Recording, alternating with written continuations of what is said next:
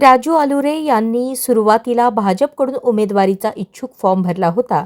मात्र शेवटच्या क्षणी उमेदवारी न मिळाल्याने त्यांना स्वीकृत उमेदवार म्हणून लढण्याचा फोन आल्याचा दावा त्यांनी केला.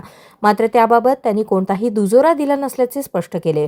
गेल्या 15 वर्षांपासून भाजपसाठी एकनिष्ठतेने काम करूनही डावलले गेल्याची खंत त्यांनी व्यक्त केली.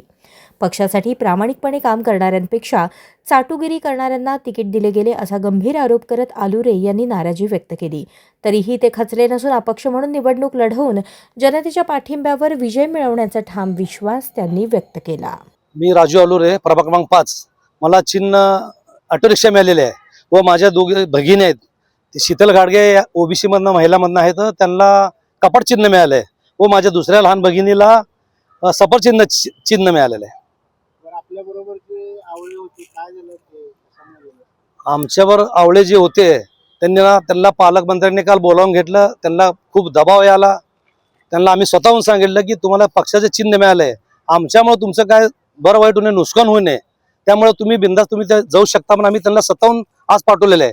पण त्यांनी म्हणाल ते नाही, माझी परिस्थिती अवघड झाली आहे, मी काय करू. तर आम्ही स्वतःहून सांगितलं की तुम्ही त्यांच्यावर जावा. तुम्हाला पण काहीतरी फोन आला होता नाही, मला प्रत्यक्षात पालकमंत्री फोन आला होता, पण काय त्यांच्या हस्तकामार्फत मला स्वीकृत करतो पण शब्द द्यायला. तर मी म्हटलं स्वीकृत सोलापुरात तुम्ही असे किती लोकांना शब्द दिला, मुळात तर आम्हाला स्वीकृत नकोच आहे.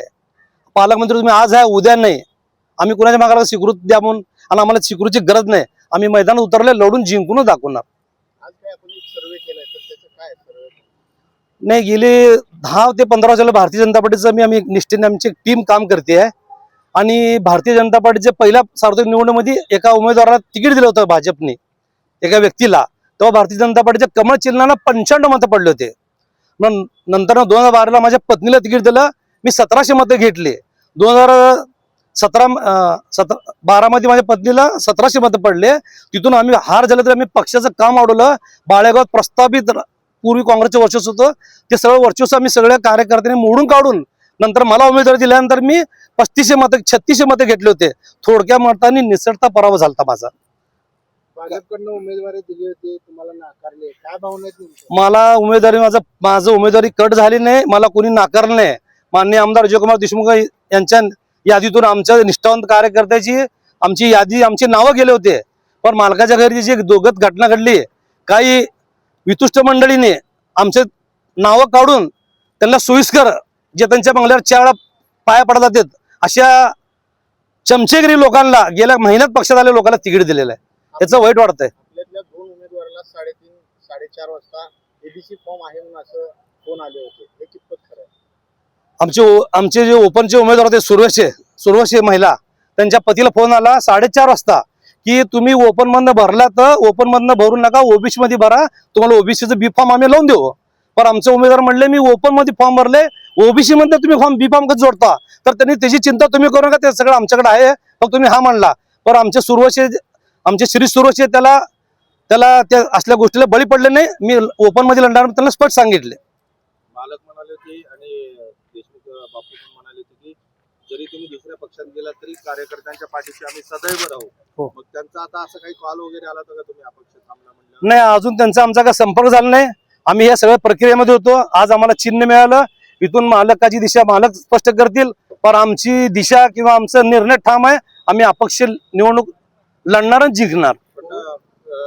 असं वाटत नाही का की एक सच्चा कार्यकर्त्याचा बळी गेलाय पक्षाकडून? 100%. आज लोक हे म्हणतात की ह्यांचा 2 वेळा पराभव झालाय, निकष लावलेत. मग ज्या व्यक्तीला तिकीट दिलं त्याचा बी 2 वेळा पराभव झालाय, त्या व्यक्तीचा बी 2 वेळा पराभव झालाय. मग ही कुठले निकष लावला?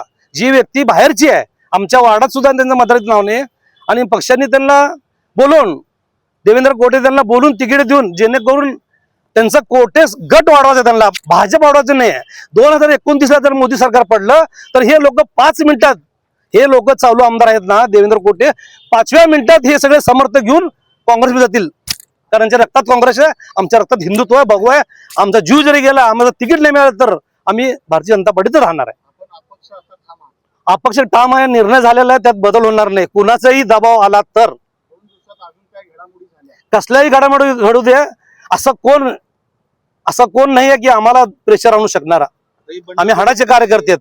बंडखोरी म्हणायची का तुम्ही घेतलेला निर्णय? बंडखोरी म्हणताच येणार नाही. आम्ही पक्षाचे कार्यकर्ते आहेत. आमच्या ताटातलं घास हिरावून घेतलेत. आमचं यादीत नाव आलतं, यादीतलं नाव चेंज झालं.